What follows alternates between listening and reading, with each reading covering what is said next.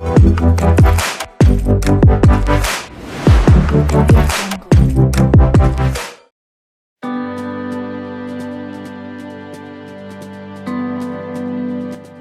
noches, Señor les bendiga. Amén. ¿Cómo estamos? ¿Cansaditos del día? ¿O descansados? Amén. ¿Cómo estuvieron con la tarea? ¿Pasaron la cartilla? ¿Leyeron algunos pasajes? ¿Trajeron curiosidades?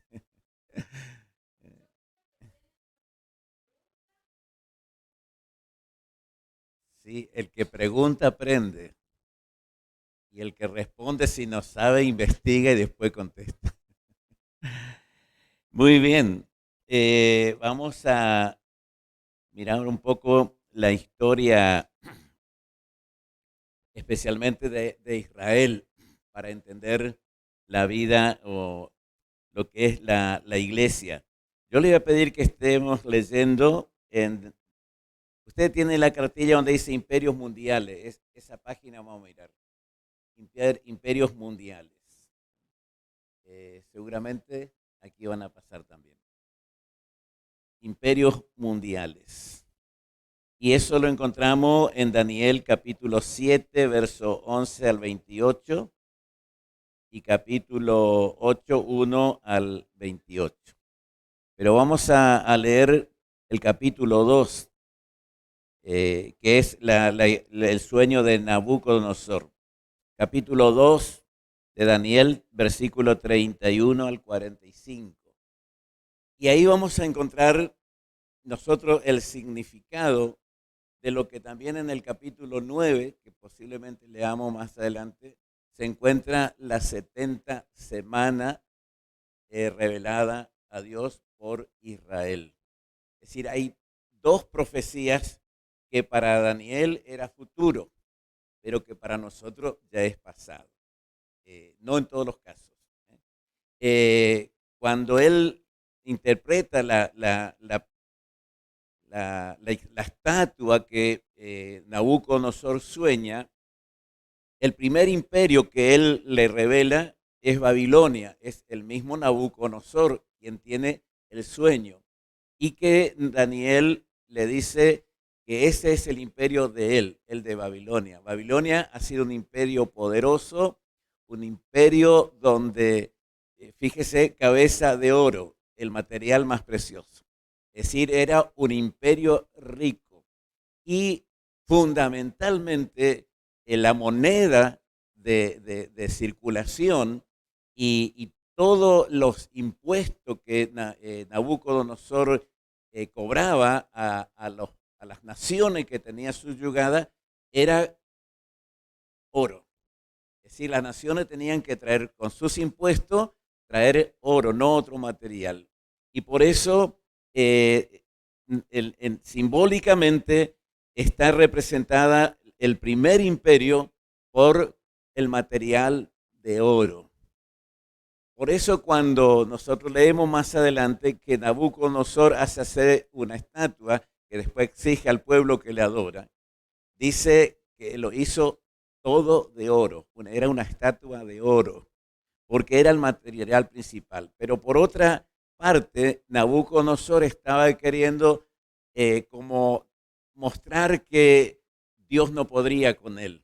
Por eso hace una estatua de oro, como diciendo, mi reino va a ser para siempre, va a ser irrompible. A veces uno dice, mira, hizo una estatua de oro, pero todo tiene un significado espiritual. Y en el sueño de Daniel, que tenemos en el capítulo 7 y parte el 8, no vamos a leer, pero ustedes pueden leer en su casa.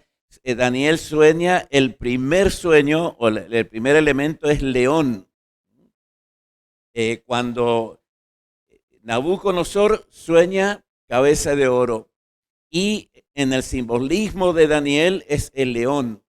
Es decir, Daniel está mostrando el símbolo del concepto de poder del imperio. Está representado por el león. No me voy a detener mucho en cada tema porque no nos da el tiempo. El segundo imperio que Daniel ve es los medos persas. Babilonia fue en 629 a 539 antes de Cristo.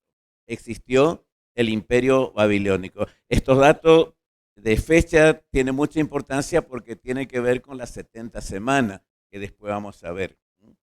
Los medos persas que vencen al imperio babilónico existieron desde el año 539 al 530 antes de Cristo.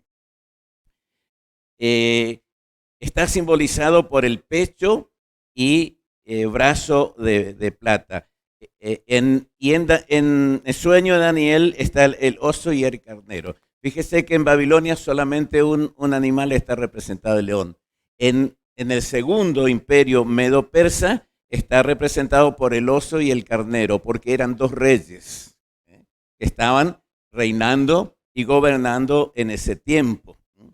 Y el pecho y brazo de plata, porque ese era el material que ellos usaron. Dejaron el oro a un lado y para los medos persas el material usado como manera de cambio y como impuesto a las naciones que estaban bajo su poder era, en este caso, la plata. Y Dios le revela a través de esta estatua los sistemas de este gobierno. Daniel vive hasta el imperio de los medos persas. Daniel vive más o menos 70 años. Él llega muy jovencito como cautivo a Babilonia, más o menos unos 17 años, y está prácticamente todo el reinado de Nabucodonosor, el reinado de Belsasar, y alcanza al reinado de los medos persas, que es Ciro, y en este momento, a ver si se acuerdan algunos, el otro rey, después me voy a acordar. No lo tengo en esta página, tengo en otra página. Darío. Darío y Ciro son los dos reyes que reinaron después de Nabucodonosor. El tercer reino que suplanta a los medos persas, que ellos reinaron, los persas estuvieron del 539 al 330 antes de Cristo. Ahí Alejandro Magno vence a Darío y a Ciro y implementa el imperio griego a través de Alejandro Magno, que es el imperio de Grecia, los griegos, digamos, manejaron ese tiempo, año 331 a 391 antes de Cristo, y ahí encontramos el vientre y lomo de bronce. ¿Por qué? Porque ese era el material que ellos usaban. Hasta ahí, especialmente en la guerra, hasta ahí los escudos de los ejércitos griegos usaban el escudo de cuero. Era un cuero muy resistente. No sé si era de vacuno o de otro animal, que tiene cuero más duro que el vacuno, pero ellos usaban el escudo, los soldados usaban el escudo de cuero hasta ese momento. Pero los griegos inventan el escudo de bronce. Entonces ellos usan el escudo de bronce para su defensa. Y por eso también en el sueño que Dios le da a Nabucodonosor, interpretado por Daniel, está como el símbolo de vientre y pecho con el bronce. Y el cuarto imperio es el romano, que comienza en el año 27 antes de Cristo y sigue hasta el 476 después de Cristo. En el año 312, se convierte Constantino al cristianismo.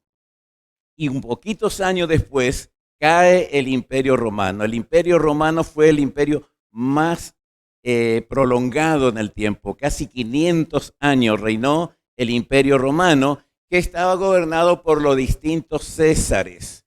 Hasta que Constantino se convierte, por lo menos pasaron 10 emperadores, 10 césares.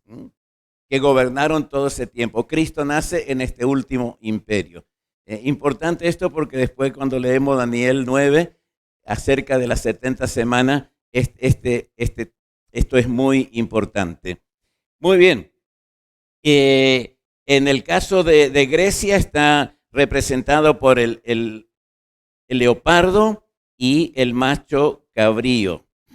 El leopardo es por la agilidad, porque más o menos en 9 años, entre 9 y 11 años, Alejandro Magno tenía 20 años más o menos cuando empieza su conquista.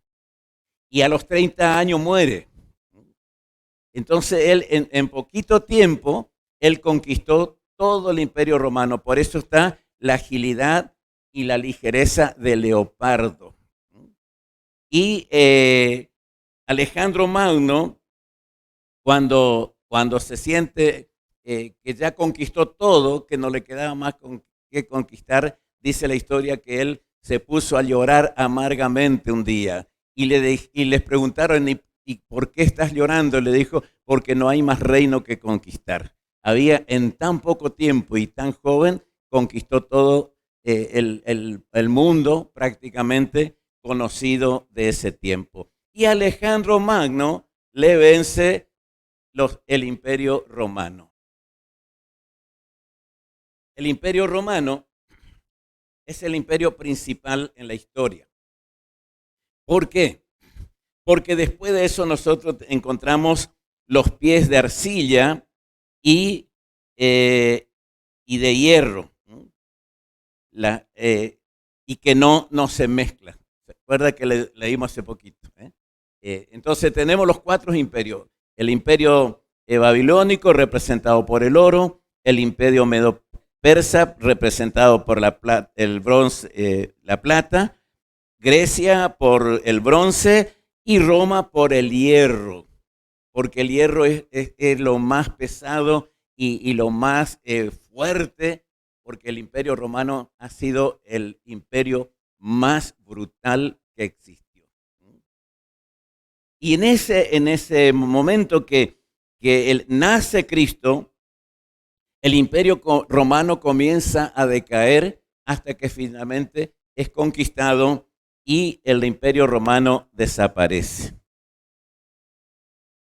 Ahora, no se cumplió la parte que dice pies de arcilla y de hierro, que no se mezclan. Termina la historia con el imperio romano. Cuando termina el imperio romano, no hay más imperio que pueda gobernar el mundo. Ese fue el último imperio. Entonces falta cumplirse la profecía del pies y dedo. Esa profecía todavía no se cumplió. Por eso dije, hay cosas pasadas, pero la palabra de Dios es tan real que se cumplió al pie de la letra el sueño de Nabucodonosor. Los 4 grandes imperios pasaron. Y el quinto imperio, que es el representado por los pies y los dedos, es futuro. Y lo que va a pasar es que el imperio romano en algún momento va a volver a existir. Cuando ustedes leen en Apocalipsis capítulo 13, ahí van a encontrar una frase que dice, y el que era y no fue y volvió a ser.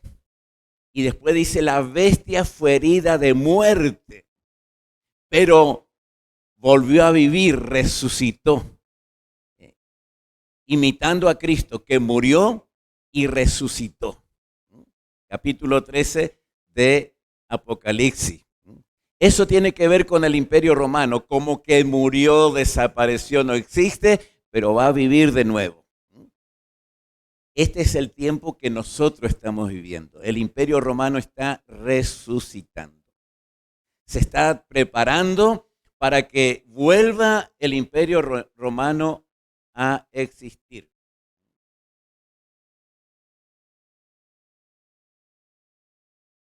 En 1957 se creó la Comunidad Económica Europea. que fueron solamente 6 naciones que se unieron y crearon la Comunidad Económica Europea, la unión económica de 6 naciones. En 1992, si mal no recuerdo, se crea el Mercado Común Europeo. En este momento cuenta con 26 naciones europeas que tiene que ver con el Mercado Común Europeo. Es decir, que las fronteras desaparecieron y cualquier nación entre ellos puede venderse sin aduana. España le puede vender a Ucrania y Ucrania puede vender a cualquier otro país y no hay aduana, no hay arancel. Es una sola comunidad en este momento. Entonces, de alguna manera el mercado común, es decir, está resucitando el imperio romano. Todavía no es el imperio romano. Pero todas las naciones, yo creo que ya lo dije el otro día, está el ALCA, que es la unión de México, Canadá y Estados Unidos a nivel comercial.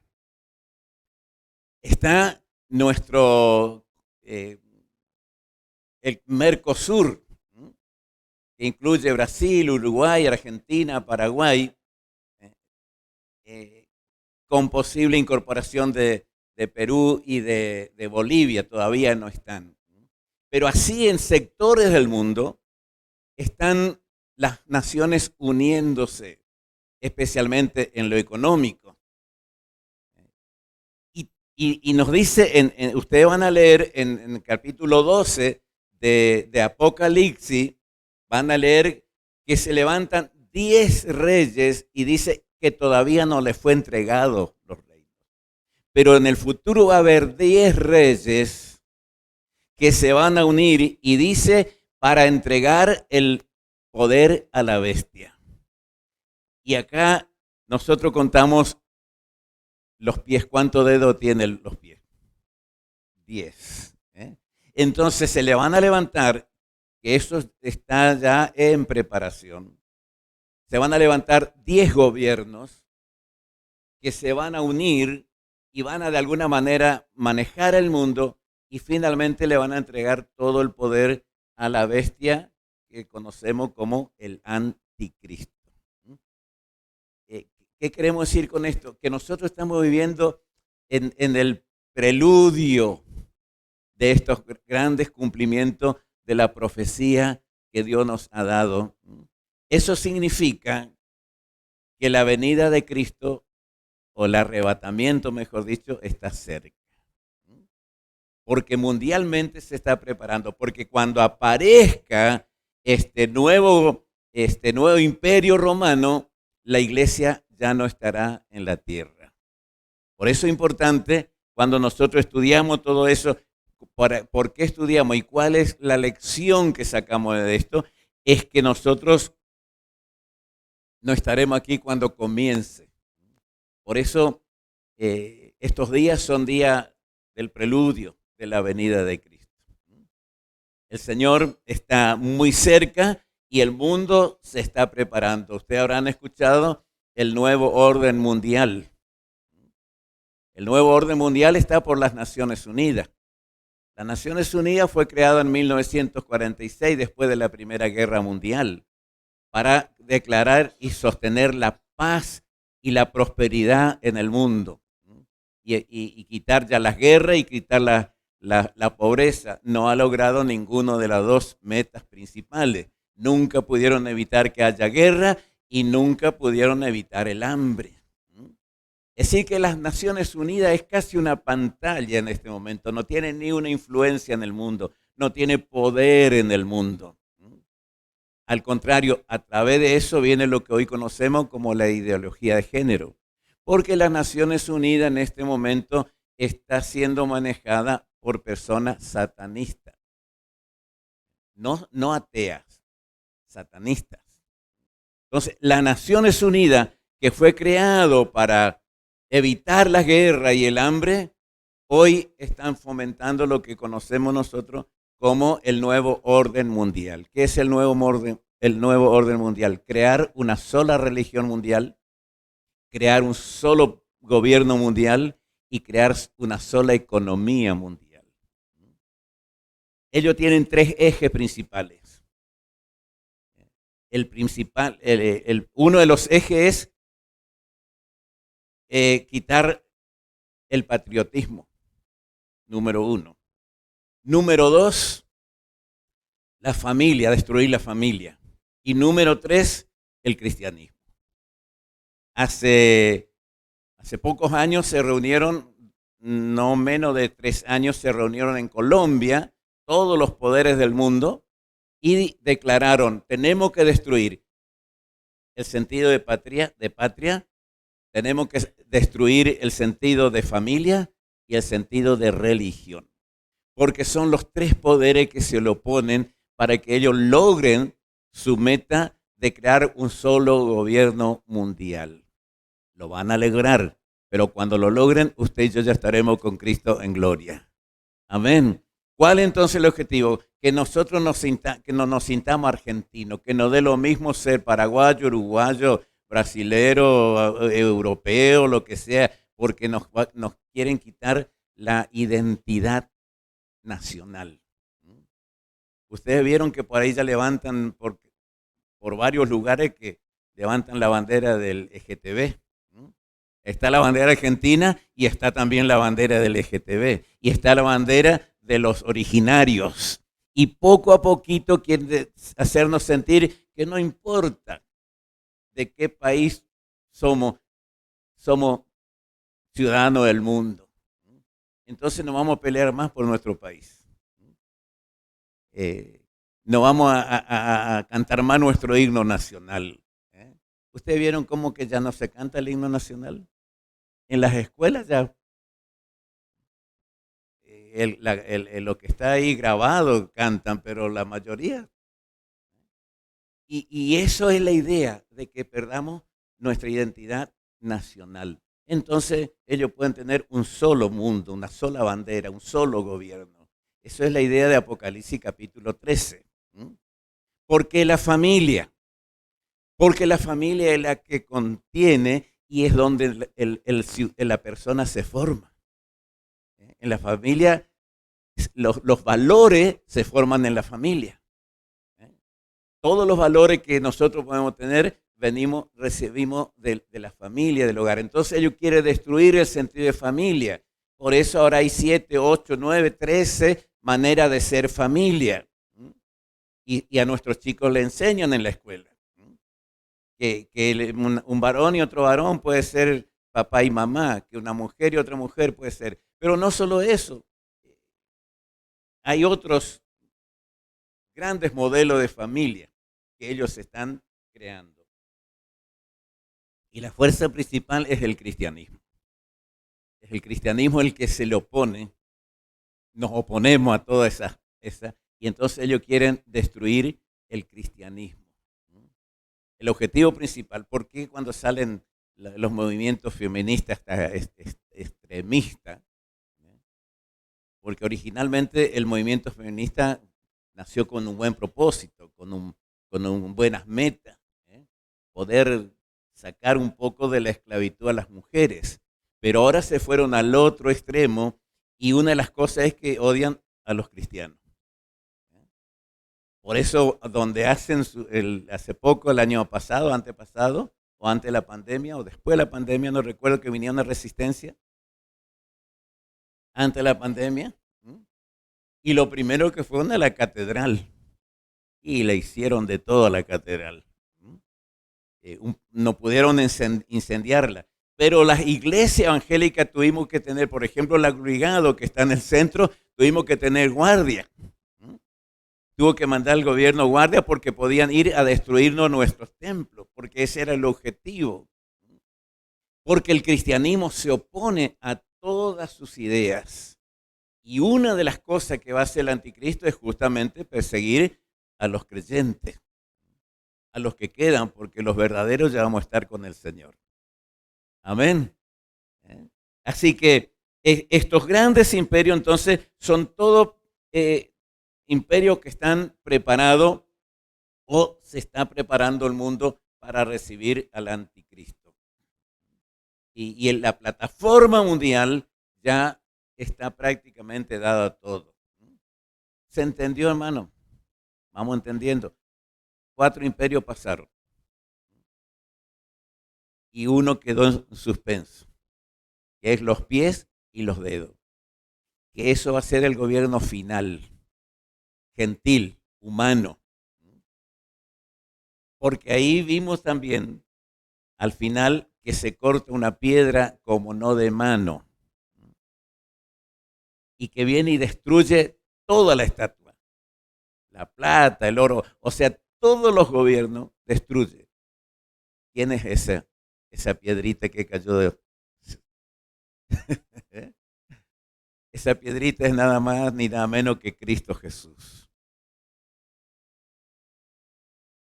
Después de todo este imperio resucitado y el gobierno del anticristo, va a venir Jesucristo y va a reinar en la tierra por 1000 años.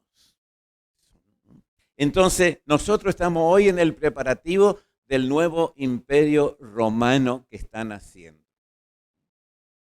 Eso está en cierne. Se está preparando el mundo para eso. Por eso no hay líder en el mundo. En el mundo ya no hay líder. No hay un gobierno que sobresale. Putin está temblando. Hace poco le quisieron matar los mismos rusos. El poder de China está cayendo. En Estados Unidos ya no es más el poderoso Estados Unidos. No hay líder en Estados Unidos. Los grandes líderes, las grandes naciones de potencia ya no son la misma. Si tienen alguna curiosidad, en fin, y puedo yo responderle, lo podemos hacer en esta hora. Y si no, pasamos a Daniel 9.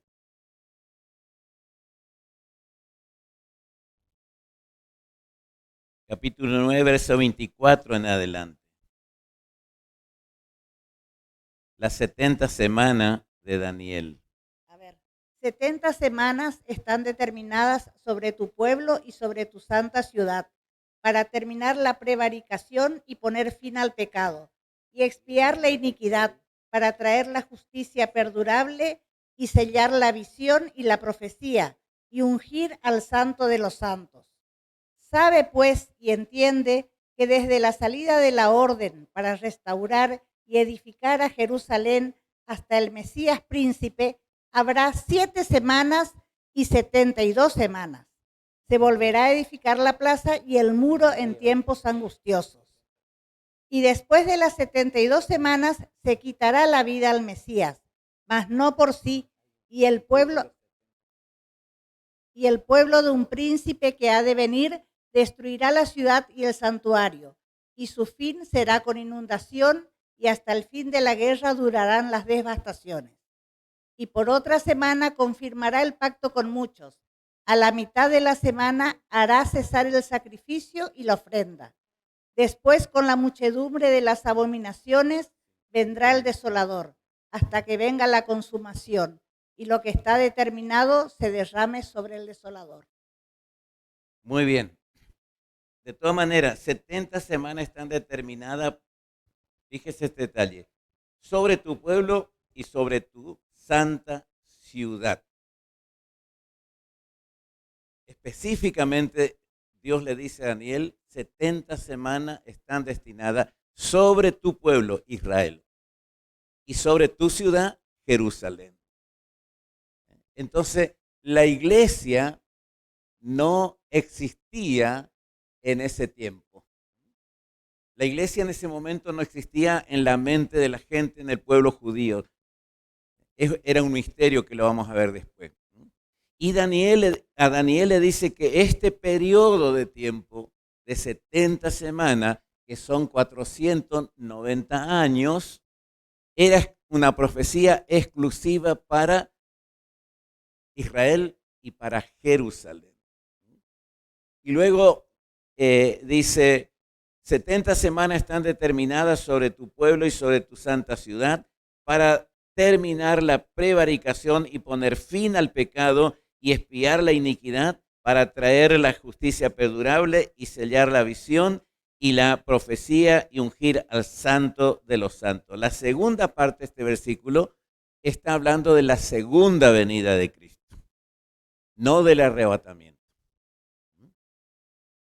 El arrebatamiento va a pasar 6 años antes.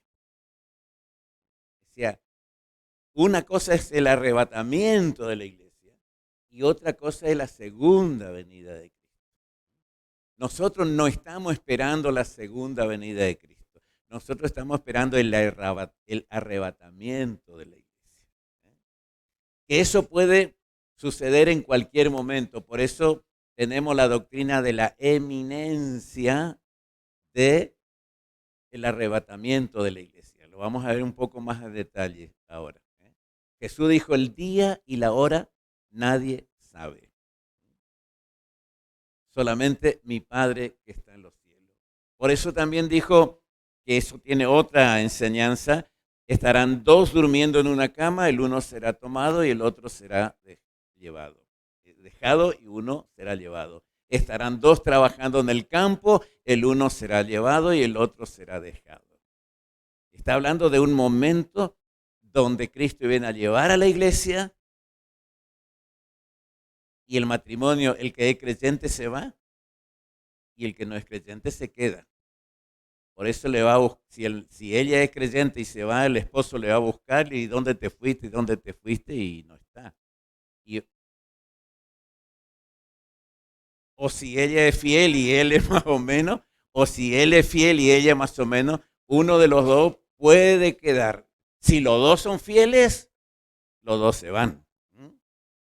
Pero eso lo vamos a ver un poquito más adelante, pero servía esto para hablar que el arrebatamiento es una cosa y la segunda venida de Cristo es otra cosa. Aquí está hablando de la segunda venida de Cristo, donde dice poner fin al pecado y expiar la iniquidad de Israel, no de la iglesia. Cuando Cristo venga a reinar, Israel va a ser salvo. Los judíos que quedan vivos van a ser salvos, se van a convertir. Porque en Apocalipsis dice que cuando Cristo venga, segunda venida, Él va a descender del cielo con nosotros, con su iglesia. Y ahí lo que dice, y todo ojo lo verá. Todo ojo lo verá, porque es posible, hoy entendemos, como decíamos recién, Dios nos va revelando por la palabra, que Él no es que va a llegar como en el arrebatamiento, va a ser un abrir y cerrar de ojos, pero su segunda venida va a ser muy lenta. Ahí va a ser la guerra de Armagedón, donde todos los cañones de todos los ejércitos le van a estar apuntando para destruirle al que viene. Y los judíos, dice, y verán al que traspasaron, al que lo clavaron en la cruz, y le van a reconocer como el Salvador, como el Mesías, y ahí se van a convertir recién los judíos como nación. Y Jesús ahí va a bajarse a la tierra y va a comenzar su reinado de 1000 años. Entonces, este versículo. Luego tenemos el 25. Sabe pues y entiende que desde la salida de la orden para restaurar y edificar a Jerusalén hasta el Mesías príncipe habrá 7 semanas y 62 semanas se volverá a edificar la casa y el muro en tiempo de angustia. Aquí encontramos dos periodos. Primero, 7 semanas. Y después 62 semanas. A ver cómo tenemos acá. Ahí está bien. 7 semanas, 7 por 7, 49 años. Eso ya pasó. Este fue el periodo de Nehemías y Esdras. Ahí dice, desde que salió la orden para reedificar Jerusalén. Ellos tuvieron 70 años en la esclavitud de Babilonia, en la deportación. En ese momento se destruyó la ciudad, los muros de Jerusalén se destruyeron, el templo estuvo destruido. Los que han leído Nehemías y Esdras conocen la historia. Ciro le da una orden, un decreto a Nehemías y le autoriza volver con un grupo de personas para restaurar el muro y Esdras el templo. Y con ellos está el profeta Ageo y el profeta Zacarías. Lo que usted lee en Zacarías y en Ageo tiene que ver con el periodo de Esdras y Nehemías. Y restaurar el muro y el templo le llevó 49 años. Las primeras 7 semanas que dice acá, y habrá 7 semanas para restaurar la santa ciudad en tiempo de angustia, porque fue muy difícil, fueron muy perseguidos para poder restaurar el templo de Dios. Y luego dice, y 62 semanas por 7, 434 años, desde la inauguración del templo, hubo 62 semanas, es decir, 434 años. Y ahí dice el verso 26, y después de las 62 semanas se quitará la vida al Mesías. ¿A quién? A Cristo. Justo al finalizar las 62 semanas van a matar al Mesías, a Cristo. Y 62 semanas, nos falta una semana. O sea, 7 más 62 son 69. Nos falta una semana para llegar a las 70 semanas. Y ahí está el paréntesis que yo le hablaba el otro día. Si nosotros leemos Lucas capítulo 19, verso 41 y 40 al 44, podemos leer también, bueno, el mismo pasaje se encuentra en Mateo 21, 11, 21, 1 al 11 y Juan 21, 1 al 12. Pero vamos a leer Lucas 19, 41 al 44. Y otro puede buscar Mateo 21, 43 y 44. Y cuando llegó cerca de la ciudad, al verla, lloró sobre ella, diciendo, oh, si también tú conocieses, a lo menos en este tu día, lo que es para tu paz, mas ahora está encubierto de tus ojos. Porque vendrán días sobre ti cuando tus enemigos te rodearán con vallado y te sitiarán y por todas partes te estrecharán y te derribarán a tierra y a tus hijos dentro de ti y no dejarán en ti piedra sobre piedra, por cuanto no conociste el tiempo de tu visitación.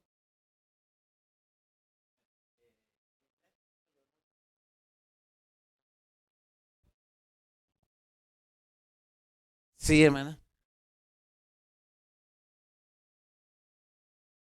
Sí,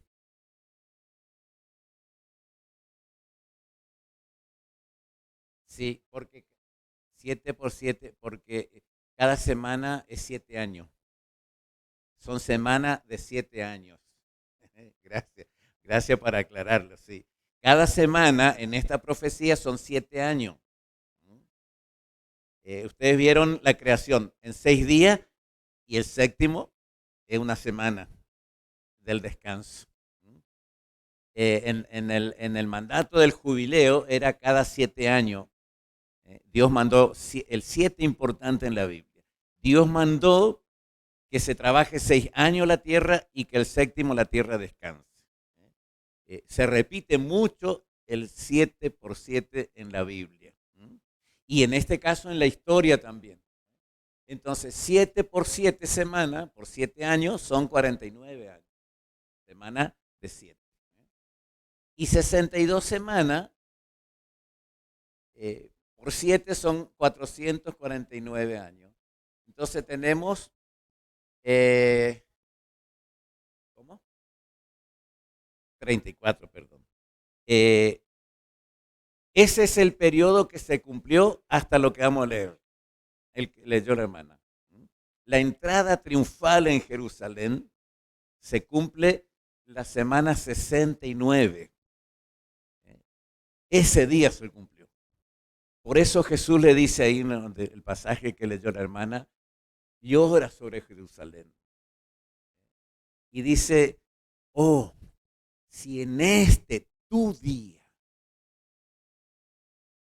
tú entendieras la profecía, lo que se habló, lo que dijo Daniel, y me hubiera recibido, Israel tendría paz para siempre. Pero ¿qué pasó? Israel lo rechazó. Israel lo rechazó. Y ahí dejó de cumplirse la última semana, la número 70. Ahí termina la historia de Israel para volver a tomar 1948. Desde ese día que Jesús entró en Jerusalén y él luego en esa misma semana, es muerto, crucificado, terminó la semana 69 y comienza el paréntesis de la iglesia. No sé si pudiste encontrar ahí está, a ver si se nota. Ahí está. La cruz. Desde la cruz para atrás, tiempo pasado. Todo lo que veníamos viendo quedó desde la cruz, podemos decir, antes de Cristo. Después de Cristo es el periodo de la iglesia. Hasta la primera nube que se ve. Ahí dice etapa de la iglesia. Es decir, desde ese día, y podemos leer Mateo 21, 43 y 44. Mateo 21, 43, 44. Y otro puede buscar Mateo 23, 37. Dios le dice, desde hoy será quitado el reino a Israel y será dado a otra gente que va a producir el fruto del reino. ¿Quiénes son la otra gente? La iglesia. Ahí comienza la profecía de que la iglesia va a llegar a la existencia. Todavía no estaba, pero ya Jesús dice, otra gente voy a llamar. Voy a tener un nuevo pueblo y el reino que estaba destinado a Israel, ahora se lo voy a pasar al nuevo Israel, a la nueva iglesia. Y de ahí Israel quedó en el paréntesis. Dios dejó de tratar con Israel y comenzó a llamar a un nuevo pueblo de todas naciones, idiomas, razas, colores, que componemos la iglesia de Cristo de todo el mundo. Y el otro pasaje, Jerusalén, Jerusalén, que matas a los profetas y a los que te son enviados. ¿Cuánta paciencia te tuve? Porque Dios le tuvo tanta paciencia a Israel. Ojalá que le tenga tanta paciencia a la iglesia como la tuvo a Israel. ¿Cuántas veces quise cobijarte como la gallina su polluelo? ¿Cuántas veces quise reunirte y cubrirte y defenderte? Pero no quisiste. Por eso ahora vuestra casa es dejada vacía. Vuestra casa es dejada desierta. Ahora yo retiro mi protección porque ahora voy a tener un nuevo pueblo que se llama la iglesia y ustedes van a quedar desamparados. En el año 70, el general Tito invade Israel, destruye toda la ciudad, quema el templo y desde entonces Israel nunca más tuvo templo. Y fueron esparcidos por todo el mundo. Y Jerusalén fue dominada por varios emperadores. Hoy mismo Israel no tiene todo el poder. Israel solamente maneja la mitad de la ciudad. Pero la zona donde está el templo está bajo el dominio de los árabes, de los musulmanes. Entonces, este periodo, desde ese momento comienza el periodo de la iglesia. Y todo este tiempo, ya 2000 años, desde que Cristo ascendió al cielo, hasta ahora, hace más o menos unos 2000 años, que Israel fue dejado a un lado y que Dios trata con la iglesia. Ahora, en 1948 nace nuevamente Israel como nación. Mire, Israel es la única nación del mundo que a pesar de 2000 años de historia esparcido por todo el mundo, nunca perdió su nacionalidad. El otro pueblo son los gitanos. Los gitanos, igual que Israel, fueron esparcidos, perdieron su patria, su territorio y hoy no tienen patria. Ellos no tienen bandera. Si están en Argentina son argentinos, si están en Paraguay son paraguayos, pero ellos no tienen nación. Israel estuvo así hasta 1948, pero es increíble que la ciencia, los estudios sociológicos no pueden entender cómo Israel mantuvo su identidad. A pesar de todo, mire que sufrieron, mire que lo persiguieron, lo mataron. Y sin embargo, cuando Israel recibe otra vez la tierra de lo que hoy es Tel Aviv como un hogar para por millones volvieron a Israel. Y hay un soldadito acá de ustedes que está peleando en este momento, ya un correntino. ¿Lo vieron por la televisión o no? Hace poquito él dio testimonio, es de acá de Corrientes. Creo que dijo de Verón de Astrada, me parece. Un judío correntino. Así que un judío que habla guaraní. Y le preguntaba al periodista y le dice, ¿cómo estás vos aquí? ¿Y por qué viniste? Y en primer lugar dice, vine por trabajo. Vine acá porque quería trabajar. Dice, pero que ahora mi patria entró en guerra, se incorporó al ejército. Y ahí está peleando y le dice, pero ¿y por qué? ¿Por qué no volver a Corrientes? No, yo tengo que defender mi patria porque Dios me pone en el corazón que defienda mi patria. Muchos volvieron. Pero ahí está el correntinito, buen correntino. Vale un zapucay. Sí. Ah, sí. Si Israel entra en guerra, Corrientes le va a ayudar. Porque en el ADN del judío nunca perdieron su originalidad de nación de Dios. Por eso es un misterio de Dios.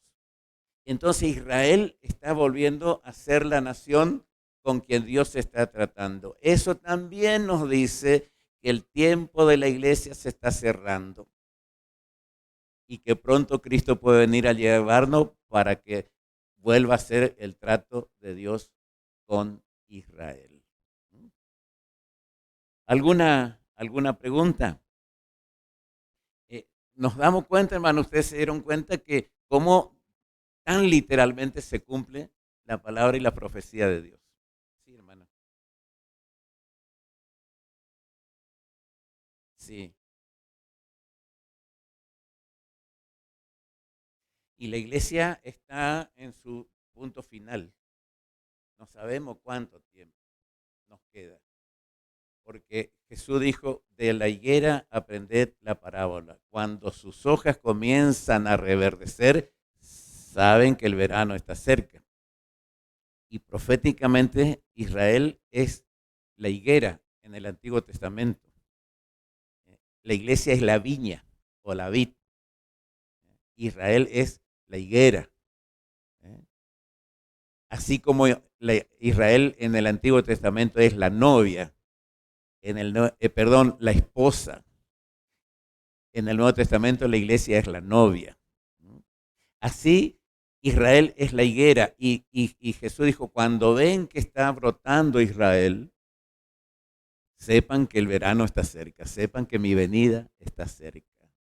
Entonces nosotros estamos en el tiempo de preparar las valijas para irnos con el Señor. Pedro, por ejemplo, responde a los que no creen en la venida, en el arrebatamiento, dice, ¿y dónde está la venida de Cristo? Desde que nuestros padres, desde que soy chico, escucho que Cristo viene y nunca viene.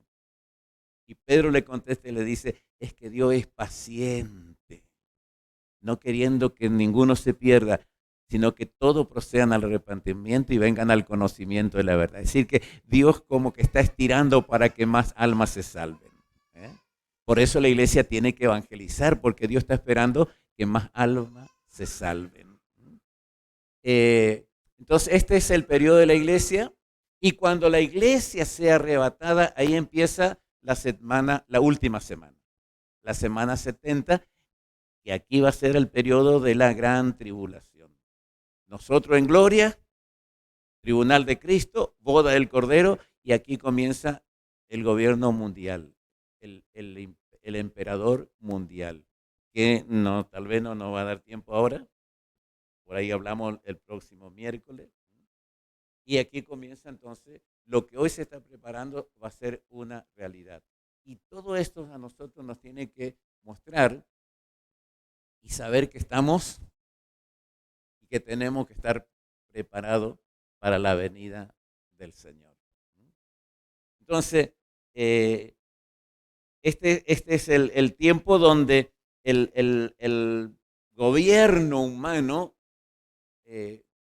va a tomar el dominio por 7 años. ¿Qué 3 años y medio va a ser de relativa paz política y económica? Pero van a caer los juicios de Dios sobre la tierra. Esos primeros 3 años y medio son juicio de Dios. Ustedes pueden ver eso en el capítulo 6 de Apocalipsis, 7 y 8, en las copas, en los sellos y hay otro más, las trompetas. Son juicio de Dios. Y de los 3 años y medio, ahí va a ser lo que se conoce como la gran tribulación. El miércoles vamos a hablar un poco más sobre esos detalles porque tiene que ver con el ecumenismo que ya está hoy en marcha para hacer una sola religión mundial bajo un solo poder religioso. Hasta 1963 éramos los herejes, los evangélicos. Desde ahí el Papa Juan XXIII nos declaró hermanos separados. Y la idea es que todos volvamos a la madre iglesia, donde para ello es la única salvación. Y por eso se está trabajando en este momento. Por eso en el capítulo 17 se van a encontrar la gran ramera, que con todos los reyes del mundo hizo pacto. Y entonces este personaje va a hacer una sola religión, un solo gobierno mundial, y a los 3 años y medio va a romper el pacto con la iglesia ecuménica y con Israel, y ahí comienza capítulo 13 de Isaías. Ahí recién va a empezar el sello del 666. El imperio político económico va a ser el anticristo. Y ustedes van a encontrar en Apocalipsis 13 el falso profeta, que también va a nacer el aspecto religioso. Y por eso ellos van a unir los dos poderes político y económico, que es lo que mueve al mundo, y el poder religioso, que es el otro brazo que mueve al mundo. Los poderes más fuertes son los religiosos y lo económico y político. Entonces, esos dos se van a unir. Eso ustedes lo pueden leer en el capítulo 11 de Apocalipsis. La unión de estos dos poderes. Es fácil, va a ser fácil para el anticristo unirse porque no hay mucho problema de mantener la integridad. Nosotros somos muy, no solamente íntegros, sino que nos dice, ustedes son muy exclusivos. El evangelio es muy exclusivo, o sea que no son inclusivos. Nosotros somos, porque Cristo es inclusivo. Cristo no se une con nadie. Cristo es único. Él es y solo Él, el Salvador, el Señor. Y entonces, por eso somos nosotros. En Tesalonicenses capítulo 2 dice, solamente hay alguien que lo impide para que aparezca el anticristo. Y cuando usted lee bien, estudia, dice, ¿quién es el que le impide? El Espíritu Santo que está en la iglesia. Hasta ahora el anticristo no puede. Dice, el espíritu del anticristo ya está en acción en el mundo, pero no puede revelarse y tomar el poder hasta que la iglesia sea llevada, y entonces el Espíritu Santo va a dejar de impedirle. ¿Se acuerda cuando Lot iba a salir de la ciudad? Y Dios le dice a Abraham, no voy a poder hacer nada con Sodoma, no voy a poder derramar el juicio mientras Lot esté en la ciudad. Cuando Lot salió de la ciudad, cayó el fuego. Cuando la iglesia está acá en la tierra, hermano, somos un poder poderoso contra la fuerza del mal. ¿Cuánto dicen amén? Somos un poder poderoso contra la fuerza del mal. Mire, muchas cosas nos pasan en Argentina gracias a los miles de creyentes que estamos orando y que estamos sirviendo al Señor. Pero cuando la iglesia sea arrebatada, aquí va a haber caos, desastre. Porque esto va a ser, tenemos tiempito, estamos ya en 1 hora y media. Capítulo 51 capítulo 15, versos 51 y 52 de 1 Corintios. Y con esto vamos a ir cerrando para continuar el próximo miércoles.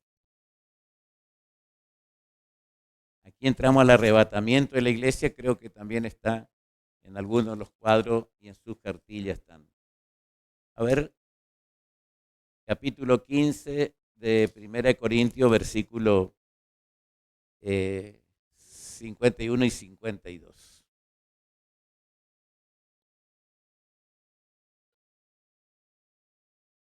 Amén. Y aquí os digo un misterio. ¿Qué es un misterio? Algo que nos estuvo revelado. Esto no entendieron los profetas del Antiguo Testamento ni Israel. Dos cosas no se imaginaban, que iba a existir la iglesia. En Efesios capítulo 3 dice Pablo que la iglesia es un misterio que no fue revelado y que ahora dice fue revelado por el Espíritu Santo. Nace la iglesia. Jamás Israel se imaginó que iba a haber otro pueblo que iba a pertenecer a Dios que no sean ellos. La iglesia es un misterio que de repente es revelado y aparece. Y ahí dice, yo ahora le digo, un misterio. No todos vamos a morir, ¿no? Pero todos seremos transformados. ¿En cuánto tiempo? ¿Cuánto tiempo le lleva a uno eso que arreglan la cara y eso? 2, 3 horas. ¿Eh? Dice, en un momento, en un abrir y cerrar de ojos. Menos en una milésima de segundo, ni un segundo. Seremos transformados. Y los muertos en Cristo resucitarán y serán también transformados. Es decir, en este momento Cristo puede venir. Todos nosotros seremos transformados en un cuerpo celestial. Vamos a ser más lindos, por supuesto. Este cuerpo mortal, dice el mismo capítulo, no puede heredar el reino de los cielos. Este cuerpo está preparado para vivir en la tierra, pero no para vivir en el cielo. Allí es otra dimensión. Y más adelante en el mismo capítulo ustedes van a encontrar que Pablo dice, una cosa es la carne del ave, otra cosa es la carne del pez, otra cosa es la carne de los cuadrúpedos y otra clase es nuestra carne. La carne del pez está preparado para vivir en el agua, el del ave en el aire y los cuadrúpedos en el campo. Y dice, así nosotros seremos transformados. ¿Cómo? Como el cuerpo de Cristo después de su resurrección. El cuerpo de Cristo no era el mismo antes de la muerte y sepultura que después de su resurrección. Por eso cuando Jesús, los últimos 40 días que está con los discípulos, Él aparecía y desaparecía. Van los 2 discípulos camino a Maú, Él comienza a caminar al par de ellos y luego ellos le invitan a cenar, le dice, quédate, ya se hace tarde, quédate con nosotros. Cuando ponen la mesa y él va a bendecir, le dice, pastor, ore usted, bendiga la comida. Vio que siempre al pastor le mandan a orar por la comida. Y Jesús dice, oró y ahí se le abrió los ojos, es Jesús. Y él se desapareció, porque tenía otro cuerpo. Estaban orando, encerrados ahí los 11 discípulos, porque Judas ya no estaba, y de repente Jesús se puso en pie y estaba la puerta cerrada. Él entró sin abrir la puerta y salió sin abrir la puerta. Tenía otro cuerpo, otra dimensión. Ese es el cuerpo que vamos a tener para vivir en el cielo. Un cuerpo celestial. No me preguntes si yo voy a ser más alto, más bajo. Pero vamos a ser transformados en un minuto, en un abrir y cerrar de ojo. Entonces, el arrebatamiento, a lo mejor estamos ahora estudiando y de repente no estamos más. Ahí, Enoc, capítulo 6 de Génesis, va caminando con un grupo de personas y de repente no está más Enoc. Fue llevado y desapareció Dios porque le llevó Dios. Enoc desapareció porque le llevó Dios. En un momento usted y yo vamos a desaparecer de aquí. En cualquier segundo. Puede ser hoy, mañana, dentro de 50 años, 3 años. No sabemos, pero va a suceder. Y entonces el mundo va a ver una conmoción mundial.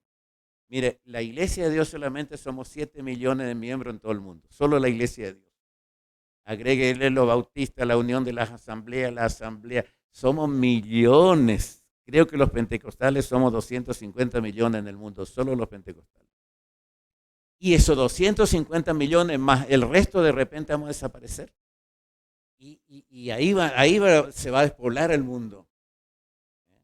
Y entonces va a estar un hermano, va a estar en la mesa de cirugía, y ahí van a estar los médicos tratando de operarle, y de repente se van a quedar sin cuerpo, porque se va al cielo. O puede ser el cirujano, de repente se quedan sin cirujano. Ahí está jugando River con Boca y hay un penal para Boca, y ahí está Armani queriendo atajar, dice que es creyente. Y le va a tirar y le va a hacer gol porque ahí va a desaparecer el arquero. La mamá va ahí con su bebé en el carrito, ¿cómo se dice? Sí, en el carrito. Y el bebé desaparece porque todos los bebés van a ir al cielo. Y la otra mamá ya va a gritar, mi bebé, y el otro acá, y va a haber una conmoción mundial cuando la iglesia sea arrebatada. No es que va a ser invisible no lo van a ver a Cristo, pero nos vamos a desaparecer tanto. Mire, los estadounidenses, o sea, Estados Unidos, los norteamericanos, ponen 2 pilotos de avión. Ellos ya saben, porque ellos conocen la Biblia y conocen los tiempos. Ponen un piloto que no es creyente y un piloto que es creyente. Porque si de repente el piloto es llevado del avión, queda el otro que no es creyente y maneja el avión. Es increíble, pero esto es verdad. Eso es lo que va a pasar en el mundo. Se convirtieron los dos. ¿Qué puede pasar, no? Pero vamos a suponer, sí. Vamos a suponer yo voy manejando en el auto y de repente nos lleva, ojalá. Sí, nos va a llevar. No, porque hay que estar seguro. ¿Usted es casada? ¿En serio? No, decime la verdad delante de todo. ¿Está casada? ¿Por civil? Bueno, ahí está casada o no. ¿Ustedes le creen que está casada? Yo no le creo. ¿Estás casada? ¿Usted, hermano? ¿Casado? ¿Todos están casados?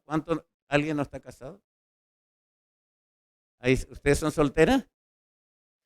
¿Ustedes le creen que son solteras? Yo no le creo, ustedes están casadas. ¿verdad? ¿Están casadas?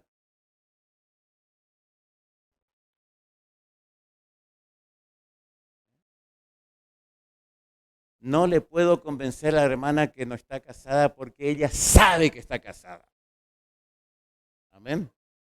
Y a las chicas no le puedo convencer que están casadas porque ellas saben que están solteras. Es imposible convencerlas. Y ahora mi tercera pregunta es, ¿cuántos saben que son salvos y si Cristo viene se van con Él? ¿Están seguros? ¿Seguros? Amén. Hay que estar seguro. Si Cristo viene, me voy con Él. Soy salvo por la sangre de Cristo. Amén. Amén. Audio Jungle.